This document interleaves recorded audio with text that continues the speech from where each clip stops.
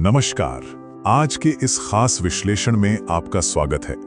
आज हम बात करने वाले हैं भारत की राजनीति के एक ऐसे नाटकीय मोड़ की जिसने सबको चौंका दिया है, द रिपल इफेक्ट, तमिलनाडु का खंडित जनादेश। सोचिए, एक ऐसा राज्य जो हमेशा अपनी स्पष्ट राजनीतिक पसंद के लिए जाना जाता है, वहां आज कुछ बिल्कुल नया, एकदम अभूतपूर्व हो रहा है। नए चेहरे, नए समीकरण। तो चलिए बिना किसी देरी के सीधे इस चर्चा में गोता लगाते हैं और समझते हैं कि आखिर पर्दे के पीछे चल क्या रहा है। अब जरा सोच कर देखिए, क्या होता है जब महज एक सोशल मीडिया पोस्ट पूरे के पूरे राज्य की राजनीति में भूचाल ला दे। सच कहूं तो ये कोई ख्याली पुलाव नहीं है। द इकोनॉमिक टाइम्स की एक हालिया रिपोर्ट के मुताबिक विदुथलाई चिरुथाईगल काची यानी वीसी के पार्टी का एक्स अकाउंट, जिसे हम पहले ट्विटर कहते थे, अचानक से सस्पेंड कर दिया गया। वजह बताई गई नियमों का उल्लंघन। लेकिन सबसे दिलचस्प बात पता है क्या है? ये सब ठीक उसी वक्त हुआ जब उनके अकाउंट से एक कथित पोस्ट में तमिलनाडु में एक नई गठबंधन सरकार को समर्थन देने की बात सामने आई। मतलब एक छोटी सी घटना और इतनी बड़ी हलचल। ये साफ दिखाता है कि इस वक्त वहां का सियासी माहौल कितना ज्यादा संवेदनशील है। चलिए आगे बढ़ते हैं और बात करते हैं एकाधिकार को तोड़ने की। आखिर इस सोशल मीडिया ड्रामे और इस बार के चुनाव ने किस पुरानी परंपरा को हिलाकर रख दिया है? इसे समझने के लिए हमें डीएमके और एआईएआईडीएमके एकाधिकार को देखना होगा। दशकों से तमिलनाडु की राजनीति सिर्फ और सिर्फ इन्हीं दो बड़ी द्रविड़ पार्टियों के इर्द गिर्द घूमती रही है। सत्ता मानो एक पेंडुलम की तरह बस इन्हीं दोनों के बीच झूलती थी। लेकिन हाल ही में जो विधानसभा चुनाव हुए, उनके खंडित जनादेश ने इस पुराने द्विदलीय प्रभुत्व के सामने एक बहुत बड़ा, एक अभूतपूर्व संकट खड़ा कर दिया है। एक बिल्कुल नई ताकत का उदय हुआ है और ये उस पारंपरिक ढांचे को पूरी तरह से तोड़ रही है जिसके वहां के लोग हमेशा से आदी रहे हैं। और यहीं से शुरू होती है असली 118 की दौड़, क्योंकि राजनीति में भावनाओं से ज्यादा अहमियत हमेशा नंबरों की होती है। अब सवाल उठता है कि 118 ही क्यों? दरअसल ये कोई मामूली संख्या नहीं है। इस वक्त तमिलनाडु की सियासत का सबसे बड़ा जादुई आंकड़ा यही है। 234 सीटों वाली इस विधानसभा में अगर किसी भी पार्टी या गठबंधन को सरकार बनानी है तो उन्हें ठीक 118 विधायकों का समर्थन चाहिए।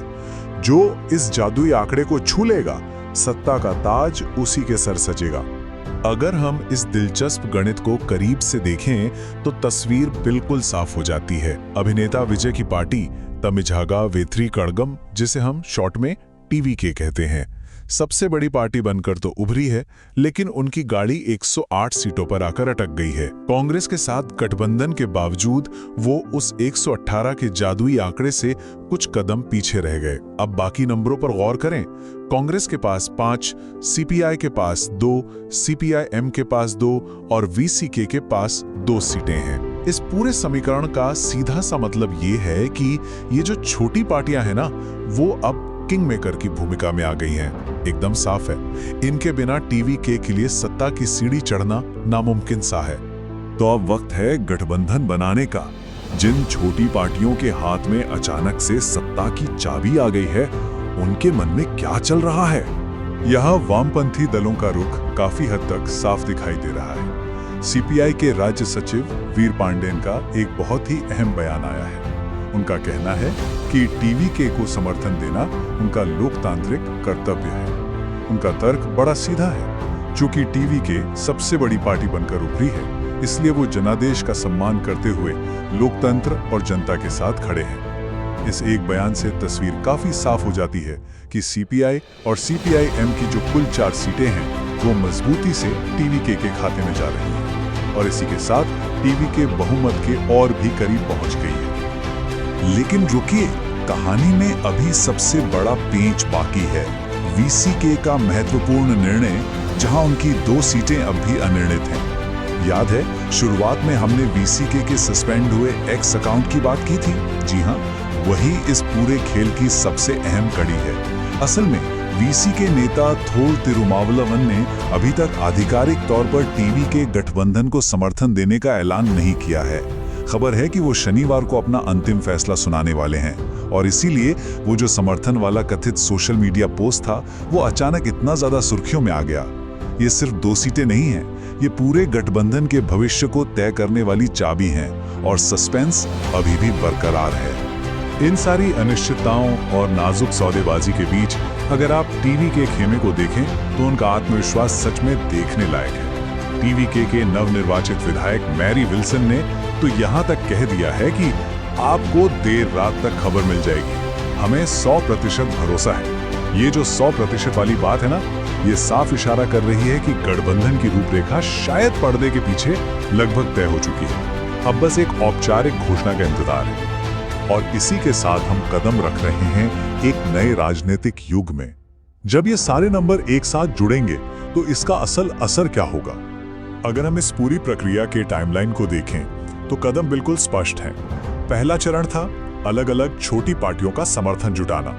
दूसरा चरण जो पूरा भी हो चुका है वो था टीवी के नेता विजय का लोक भवन में तमिलनाडु के राज्यपाल राजेंद्र विश्वनाथ आर्लेकर से मिलना और सरकार बनाने का दावा पेश करना।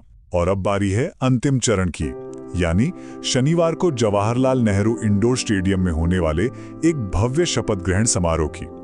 सबसे खास बात यह है कि इस समारोह में लोकसभा में विपक्ष के नेता राहुल गांधी के भी शामिल होने की उम्मीद है। ये अपने आप में क्षेत्रीय गठबंधन को एक बहुत बड़ा राष्ट्रीय महत्व दे देता है।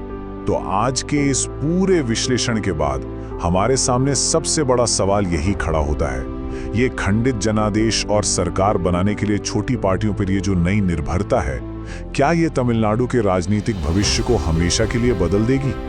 क्या हम सच में उस दशकों पुराने द्रविड़ एकाधिकार का अंत देख रहे हैं, या फिर ये राजनीतिक गठबंधनों के एक नए और शायद थोड़े अस्थिर दौर की शुरुआत है? इस पर जरूर सोचिएगा। आज के इस विश्लेषण में हमारे साथ जुड़ने के लिए बहुत बहुत धन्यवाद।